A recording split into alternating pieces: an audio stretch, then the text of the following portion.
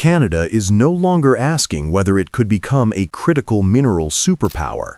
Under Prime Minister Mark Carney, the country is positioning itself as the indispensable supplier in a world increasingly anxious about China's dominance and increasingly frustrated with Washington's volatility. Tonight, we break down why critical minerals may be the most powerful strategic card Canada has ever held, and why the United States, under President Donald Trump's tariff-heavy agenda, cannot afford to ignore it. What I would say to Canadians, the good news is virtually everybody wants to do more with Canada. So that's true in Asia, whether it's the Philippines, Thailand, Singapore, the ASEAN countries, which are almost a quarter of the world's GDP. It's Indonesia, it's the European Union, it's the UK. We have what the world wants. Take on the energy side, we are an energy superpower. We are top 5 in 10 of the world's most important critical minerals. Critical minerals like lithium, nickel, copper, cobalt, and rare earth elements now sit at the center of every essential technology: electric vehicles, batteries, satellites, medical equipment, fighter jets, and the chips that power the digital economy. These materials cannot be replaced, and they cannot be wished into existence through political speeches or tariffs. The world has a structural problem. China processes nearly 90% of the world's rare earth supply and dominates refining capacity for most key minerals. For years, the global economy quietly accepted this dependency because it was efficient and cheap. But as geopolitical tensions escalate, reliance on Beijing has become a direct national security concern for the US, Europe, Japan, and South Korea. In response, the G7 launched a coordinated effort to rebuild non-Chinese supply chains. Recent reporting from Reuters confirms that this G7 plan, significantly shaped by Canadian leadership, already includes dozens of joint investments, procurement partnerships, and cross-border production agreements. Canada itself committed $2 billion in its most recent budget to accelerate mineral projects and support early-stage ventures through price guarantees and strategic stockpiles. Provinces such as Quebec, Ontario, Alberta, and British Columbia are moving fast, with exploration, pilot plants, and new refining technologies gaining momentum. International interest has surged. Japanese automakers are courting Canadian producers. European battery manufacturers are negotiating long-term contracts, and American defense officials have quietly opened talks with Canadian firms about securing materials for aerospace systems. Canada, long accustomed to being seen as a resource junior partner, has suddenly become central to the most contested supply chain on Earth. Some analysts still argue Canada cannot become a superpower because the critical minerals market is smaller than the oil and gas sector. That argument misses the entire point. Critical minerals are not about volume. They are about irreplaceability. A vehicle may contain 1,000 components, but if one key mineral is missing, the entire supply chain grinds to a halt. What Canada offers is reliability. In a global environment shaped by Trump's tariff swings, China's export threats, and deepening geopolitical mistrust, Canada provides the rarest commodity of all: stability. Carney understands this better than most leaders. His government strategy is not to overwhelm global markets with sheer quantity, but to make Canada the most trusted and politically secure supplier in the democratic world. In geopolitics, trust is as powerful as tonnage. The contrast with the United States is striking. Trump's second-term economic agenda is built around aggressive tariffs designed to force supply chains back into America. But minerals are geologic facts. They cannot be reshored by political decree, and no tariff can create a lithium deposit out of thin air. The U.S. simply does not have the geological diversity Canada enjoys. This is why American EV manufacturers pushed for Canadian mineral inputs to qualify for U.S. subsidies, why American refiners remain dependent on Canadian heavy crude, and why the Pentagon continues to evaluate Canadian partnerships for rare earth processing. Even as Trump tightens trade policy, the United States is being pulled back toward the very neighbor it is trying to pressure. The reality is unavoidable. America needs Canada's minerals far more than Canada needs American tariffs. Carney, in contrast, is playing a long strategic game. While Washington creates short-term volatility, Ottawa builds decades-long alliances that tie Canada's mineral future to the industrial ambitions of the world's largest democratic economies. China's nearly total control of rare earth processing has forced democratic economies to reconsider their supply chains. For the first time in decades, Canada is not merely participating in this shift, it is defining its direction. European automakers want Canadian feedstock to meet their climate and industrial targets. Japanese and Korean firms want stable supplies as they confront Chinese competition. Even Australia, another major mineral power, is aligning with Canada to diversify supply routes and anchor democratic cooperation. This new landscape places Canada in a role it rarely occupies: central, essential, and impossible to bypass. Carney's government has consistently framed critical minerals not as another commodity boom, but as the foundation of national security, energy transition, and the resilience of global democracy. The world appears ready to agree. Critical minerals, on their own, will not transform Canada's GDP, but their strategic impact is enormous. A new mine in a remote region can anchor hundreds of jobs. A single refinery can tilt a trade negotiation. A secure export contract can strengthen a military alliance. The value is not in the raw mineral itself, but in the leverage it creates. For the first time in modern history, Canada is acquiring true geopolitical weight, and it comes not through military power or population size, but through resources that every advanced economy cannot function without. Carney's strategy stands out because it aligns economic, security, and diplomatic priorities. Instead of loud announcements and tariff threats, he is building a patient, high-trust ecosystem supported by federal investment, industrial policy, and international collaboration. In doing so, he is positioning Canada not as a follower in the global economy, but as a country that sets the rules of engagement for the technologies of the future. Critical minerals will not turn Canada into the world's next oil superstate, but they will give Canada something far more valuable: strategic indispensability. China's dominance, Trump's trade volatility, and the global race for clean technology all point toward the same conclusion. The countries that control the minerals of the modern age will shape the geopolitics of the next century. Under Mark Carney, Canada is finally claiming that role, calmly and confidently. The only remaining question is whether Canada will seize the full opportunity or allow others to define the future in its place. We met, and the Prime Minister of Canada, President of Mexico, and we spoke for a half hour. Very good, very productive. Talked mostly trade. Will you restart negotiations with Canada? Oh, look, I have a great relationship with Canada. They're very tough traders, but I have a very good relationship with the Prime Minister and with Canada. But you had said you would halt those negotiations earlier after the tariff. Well, I have halted them. And so will you restart that? Yeah, we'll see. I mean, the problem is Canada makes a lot of things that we don't need because we make them also.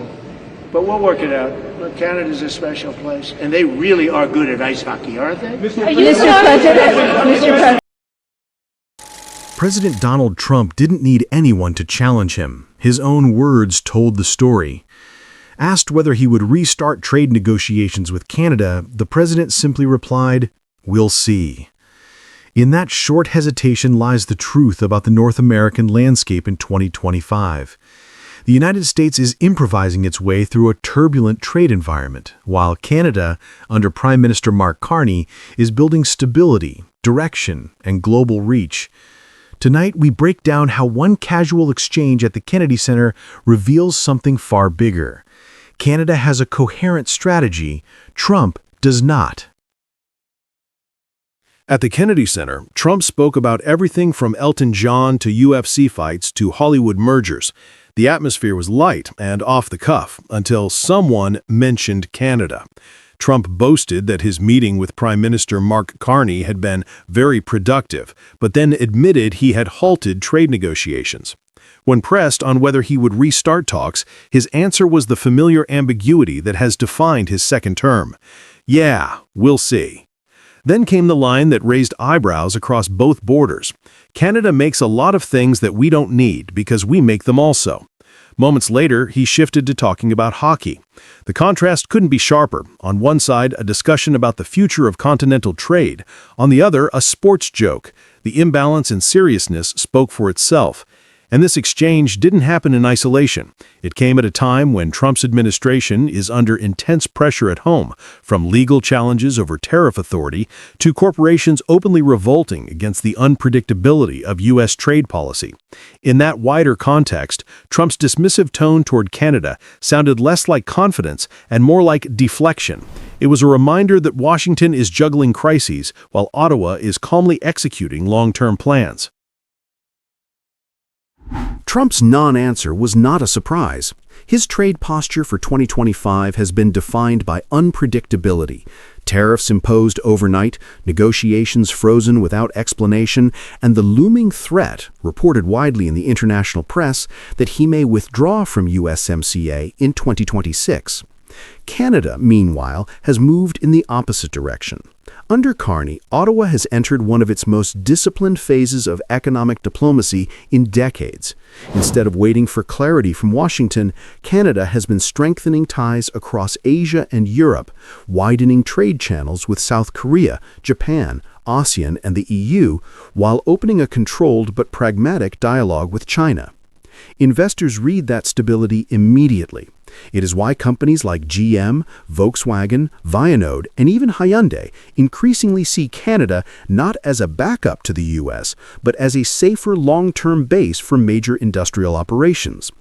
What's more, Carney's approach has signaled reliability to allies who are growing weary of Washington's volatility. While Trump shifts positions based on the politics of the moment, Canada has positioned itself as the steady, rules-based partner in a world hungry for predictability. That reputation has become an economic asset in itself, one that attracts capital, talent, and strategic partnerships that the U.S. can no longer take for granted. Trump offers uncertainty, Carney offers a roadmap. That contrast is reshaping how North American power actually works. When Trump dismissed Canadian production as something the U.S. doesn't need, he overlooked a crucial fact. American industry quite literally depends on it. U.S. refineries are engineered for Canadian heavy crude. Without it, they cannot operate efficiently, and no combination of American light crude or imports from Mexico and Venezuela can fill the gap. This year alone, Canada has supplied well over 2/3 of America's crude imports, a structural necessity, not a luxury. The same applies to aluminum. The United States does not produce enough for aerospace, defense, or large-scale manufacturing.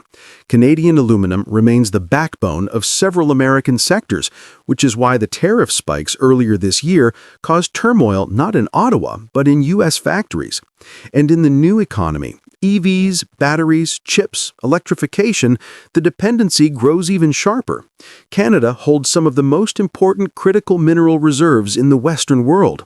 Without Canadian nickel, copper, cobalt, and the infrastructure that transports them, the U.S. cannot meet its own energy transition targets. Major American automakers know this. GM, Ford, and Tesla all rely on Canadian components, Canadian materials, and Canadian energy. The White House may speak casually, but corporate America understands the supply chain math. So when Trump claims the U.S. doesn't need what Canada produces, it doesn't weaken Canada, it weakens the credibility of American trade policy. Trump's pivot from trade to hockey sounded harmless, but it revealed a deeper misreading of today's Canada. This is not a country defined by ice rinks. This is a country reshaping its industrial footprint and its geopolitical role simultaneously. Canada is in advanced talks with South Korea on submarine procurement, a move that would significantly expand its Arctic and Pacific capabilities. Nova Scotia is preparing one of the world's most ambitious offshore wind developments, a 66-gigawatt blueprint that could transform the entire eastern grid. British Columbia's North Coast transmission line is unlocking the copper belt, drawing global mining investment into a region that will define the next generation of electrification. And across Asia and Europe, Canada is building commercial relationships that dilute U.S. tariff risk and give Canadian exporters a wider stage. This is not the Canada of a decade ago. This is a Canada that stands as a middle power with real leverage, diplomatic, industrial, and strategic. Carney's government has leaned into that transformation.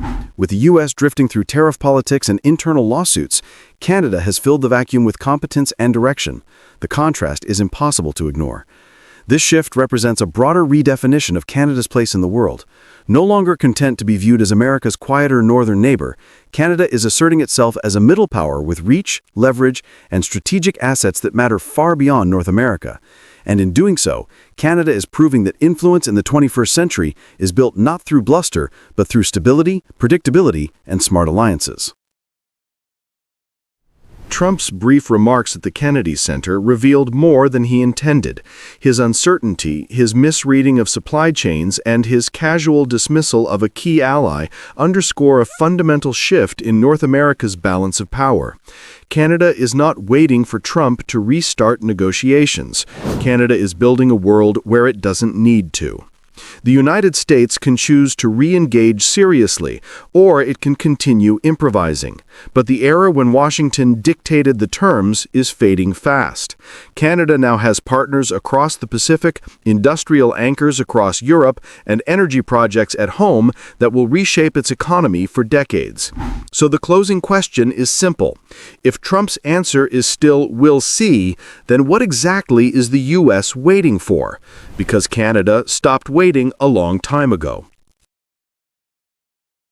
Major moment for Ottawa's tech sector today as Nokia broke ground on a massive new research campus in Canada North. Leaders say the project will help shape the future of technology in this country and strengthen the country's role in a fast-moving digital world. Nokia has just made a move that tells the whole story.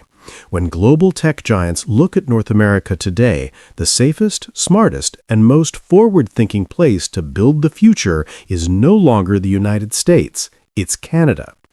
In a political moment defined by Trump-era tariffs, unpredictability, and trade fights on every front, Nokia has chosen Ottawa as the home of its next-generation research campus. And that single choice carries consequences far beyond a construction site. It signals a shift in where real innovation, real talent, and real strategic value are heading. At Canada North, the country's largest technology park, Nokia broke ground on a massive new campus that will reshape Canada's tech landscape.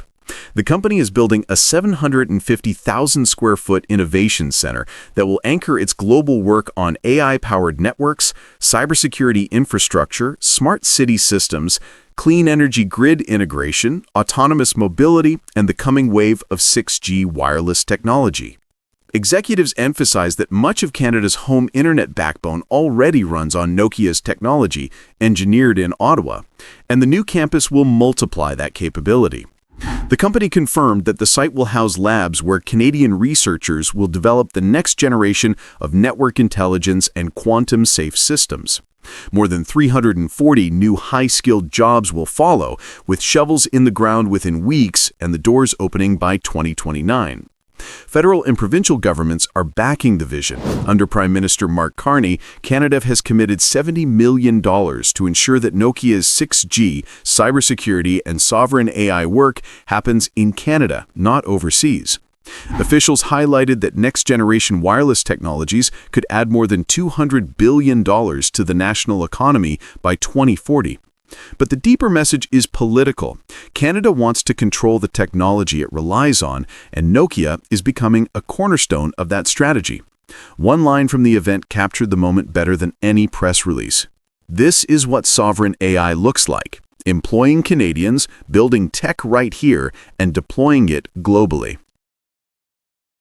Nokia's expansion plays directly into Canada's push for sovereign AI, the ability to design, secure, and control the technology that underpins everything from emergency services to financial systems.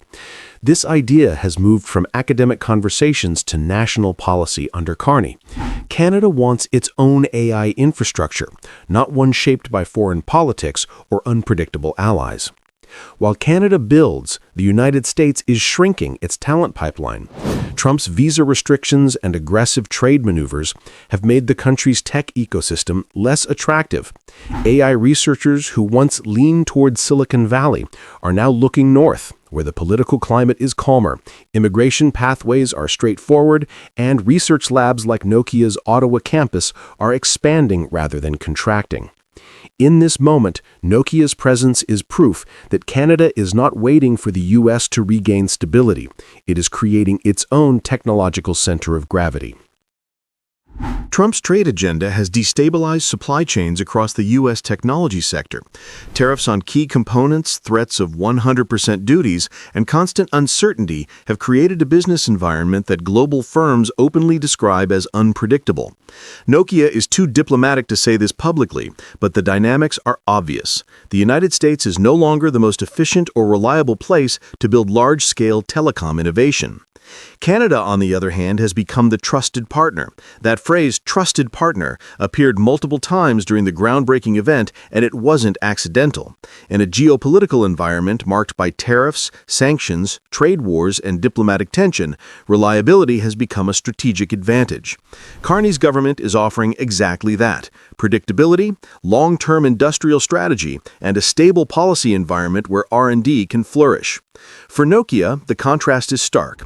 Canada is building an ecosystem that aligns with the company's vision for AI-driven networks and next-generation wireless. The U.S. is building trade barriers.